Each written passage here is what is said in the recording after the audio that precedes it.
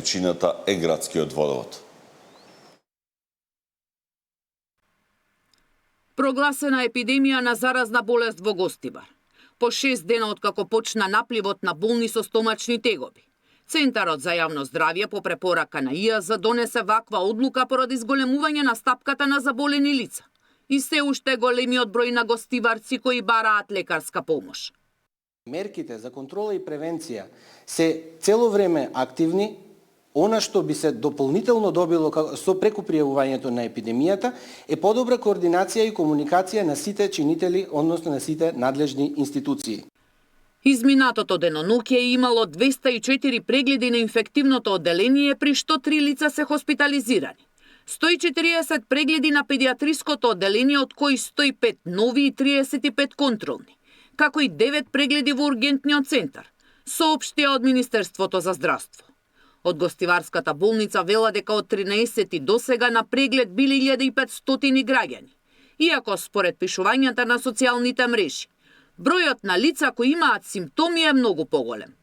Епидемиолошки тимови до сега направиле само 60 анкети, додека пак доставени се 140 формални пријави на заразна болест. Побара од граѓаните да соработуваат и да одговараат на повиците на надлежните. Досегашните епидемиолошки анкети покажуваат дека нема некоја меѓусебна поврзаност, ако очекуваме нешто како да имало, да речеме, труење на храна во некој ресторан или кафуле или било што, досега таква индиција нема. Она што е заедничко за сите е дека сите користеле храна и во домашни услови и во ресторани, сите користеле вода за пиење, некои користеле и флаширана вода, значи не ни даваат некои индиции во кои што можеме да направиме просторно поврзување на случаи. Утре треба да бидат готови анализите од земените примероци на вода, пошто ќе се знае што е причината за здравствената криза во Гостивар и зошто голем број граѓани завршија со хоспитализации, инфузии и стомачни тегоби. Од Гостиварската болница ќе разговараат со надлежните и дали ќе има потреба од дополнителна помош на здравствени установи, ако продолжи напливот на пациенти. Водата од чешмите е забранета за пиење, а локацијата на вруток и натаму е обезбедена, велат од обвинителството. Основното јавно обвинителство Гостивар е во постојана координација со Институтот за јавно здравје, каде по наредба на јавен обвинител се вршат анализите и испитувањата на квалитетот на примероците вода од Гостиварскиот водовод.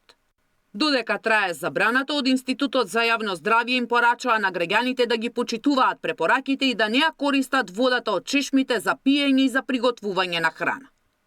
Сања Димитровска, Сител телевизија.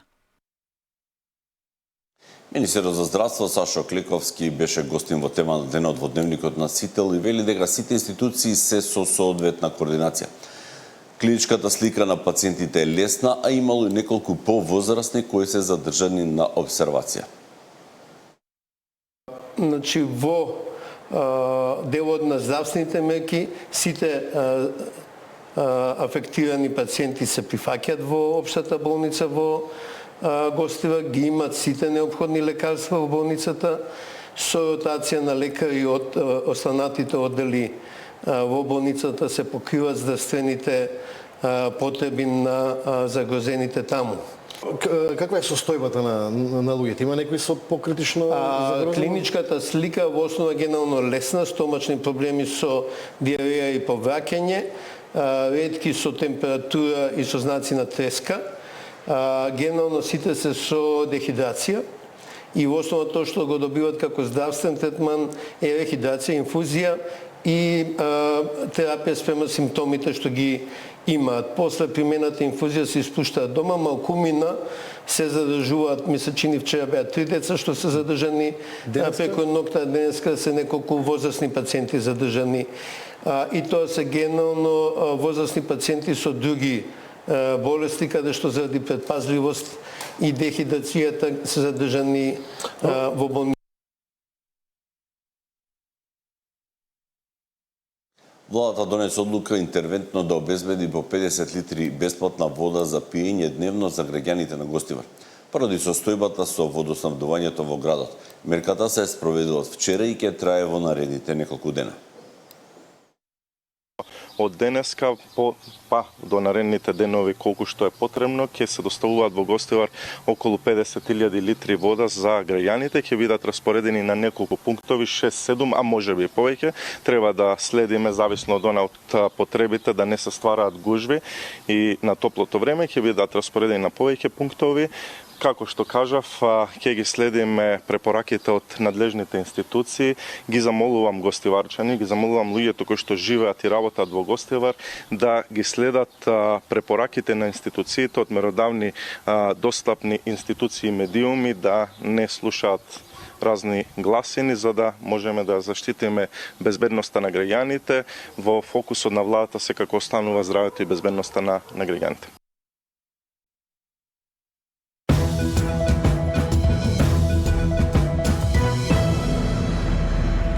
Производителите и дистрибутерите денеска на средба со министерот за економија ќе ги анализираат продажните цени на основните производи. Средбата е резултат на инспекцијските контроли кои утврдија пораст на цените.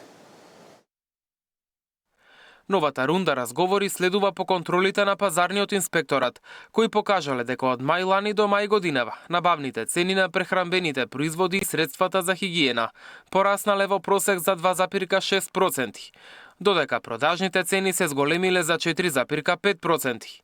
Според Дурмиши, токму оваа разлика покажува дека дел од трговците ги зголемиле профитните маржи, односно не ги поевтиниле производите дури и кога набавните цени паднале.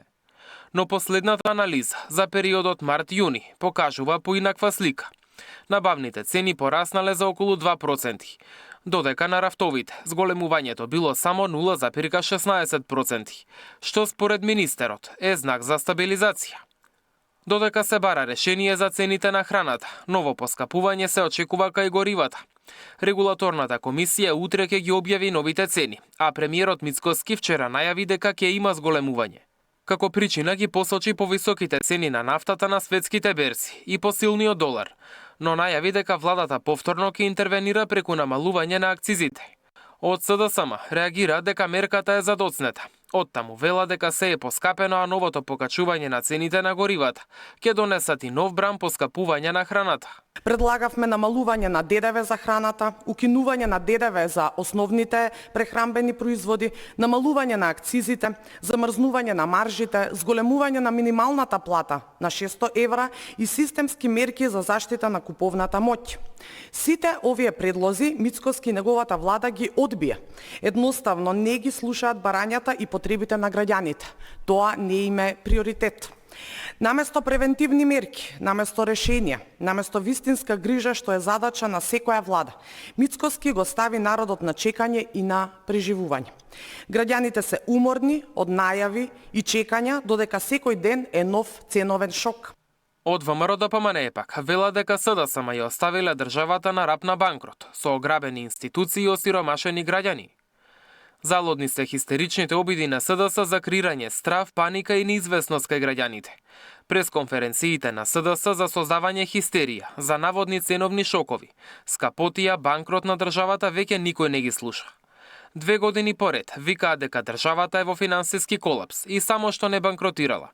Но еве, 2 години поред, владата предводена од ВМРО ДПМНЕ покажува како се консолидира економијата, со континуиран раст на БДП од 3 или над 3%, стои во реакцијата. Енергетската состојба ќе биде тема и во собранието. Пратениците утре по скратена постапка ќе гласаат за владината предлог одлука за продолжување на кризната состојба до 20 октомври. Како причина се наведени се уште присутните ризици во снабдувањето со нафта и нафтени деривати.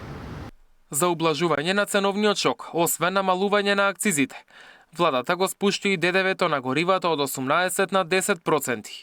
Мерките беа во сила до средината на јуни. Мартин Арсов, Сител телевизија.